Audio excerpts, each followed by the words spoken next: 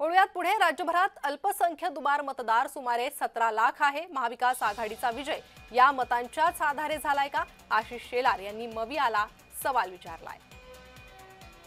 तर आशिष शेलार यांनी ही अल्पसंख्य दुबार मतदार यांचा मुद्दा उचललेला आहे, मवियाला सवाल विचारलेला आहे आणि याच दुबार मतदारांच्या आधारावर तुम्ही निवडणूक जिंकलात का असा प्रश्न केलाय।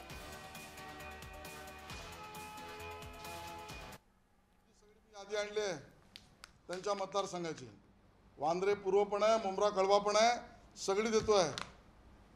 यातल्या दुबार मुस्लिम मतदारांना आम्ही कोणाबद्दल आक्षेप करत नाही आहोत, मग यांना काय, यांच्याबद्दल वेगळा नाही। हिंदू दुबार मतदारांना वेगळी भूमिका, मुस्लिम आणि अल्पसंख्याक दुबार मतदारांना आरती ओवाळायची। आशिष शेलार, मी खरं त्यांच्यावरती कधी बोलत नाही, पण आज मी त्यांचं जाहीर अभिनंदन करतोय, कारण त्यांनी नकळत देवेंद्र फडणवीसांना पप्पू ठरवलेलं आहे। कारण जे हे मानतच नव्हते, त्याच्यामुळे महाराष्ट्राचा पप्पू म्हणून त्यांनी फडणवीसांना बोलण्याचं धाडस दाखवलंय। हा त्यांच्या अंतर्गत वादाचा परिणाम, हा परिपाक असेल। तर आता दुबार मतदार सुमारे 17 लाख आहेत। अल्पसंख्यक दुबार मतदार 17 लाख आहेत असं आशिष शेलार यांनी म्हटलंय आणि महाविकास आघाडीचा विजय याच मतदारांच्या आधारे झालाय का असा सवाल त्यांनी मवियाला विचारलेला आहे। अमित साटम आणि आशिष शेलार यांनीही आता या दुबार मतदाराचा मुद्दा लावून धरलेला आहे, मात्र ते बोलतायत मुसलमान आणि अल्पसंख्यक दुबार मतदारांवर। मविया आणि मनसे यांना प्रश्न विचारण्यात आलेले आहेत भाजपच्या नेत्यांकडून।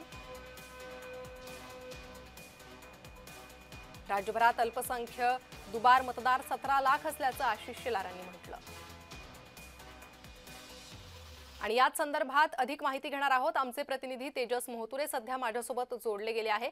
तेजस, दुबार मतदारांचे आरोप होत आहेत, दोन्हीकडूनही होत आहेत, मात्र आता मुद्दा उचलला जातोय तो मुसलमान दुबार मतदारांचा, अल्पसंख्य दुबार मतदारांचा।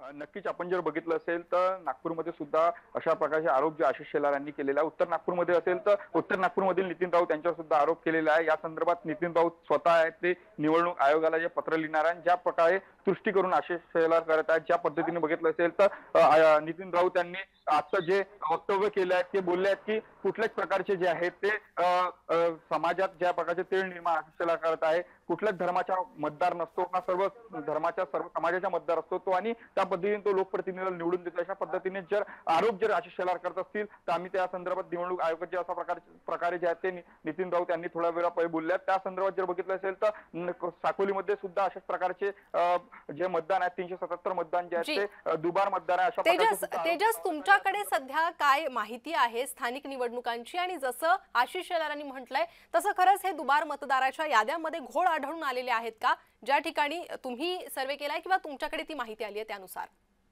नक्कीच आपण जर बघितलं तर या संदर्भात एक मतदार जो असतो तो दुसऱ्या एरियात जाऊन राहत असतो, त्यानंतर तो काय त्या संदर्भात जे आहे ते कुठल्याही निवडणुकी संदर्भातला कुठलाही फॉर्म भरत नसतो, त्यामुळे कुठेतरी दुबार मतदार होतो असा प्रकार असतो। त्यामुळे असा आरोप सुद्धा भाजपने लावला। त्यामुळे या संदर्भात जर आहे तर ही जी निवडणुकीची प्रक्रिया आहे, प्रक्रिया सुद्धा काँग्रेसच्या काळात सुद्धा अशाच प्रकारचे मतदान होते। त्यामुळे हे जे प्रक्रिया त्या प्रक्रियेत भाजपनी सगळ्या संदर्भांचे आक्षेप सुद्धा घेतलेले आहे। आपण जर बघितलं असेल तर साकोलीमध्ये जर बघितलं असेल तर साकोलीमध्ये जे आहे ते 477 जे आहे ते दुबार मतदार झालेले आहेत। यावर नाना पटोले यांनी असं म्हटलंय की आमच्या भागामध्ये किंवा आमच्या विधानसभामध्ये इतके मुसलमान नाही आहेत की एवढे मुस्लिम भाई नाहीत की हे दुबार मतदार राहू शकतात, मात्र या संदर्भात जे आहे ते केविलवाना प्रकार भाजप करत आहे, कुठेतरी सृष्टीकरण करत अशा प्रकारचे जे आहेत ते सामोरे येताना वक्तव्य दिसत आहे। अगदी तेजस, त्यामुळे आता दोन्हीकडून हे आरोप होऊ लागलेले आहे। अधिक माहिती तुमच्याकडनं घेतच राहू। तुर्तास धन्यवाद या सविस्तर माहितीसाठी।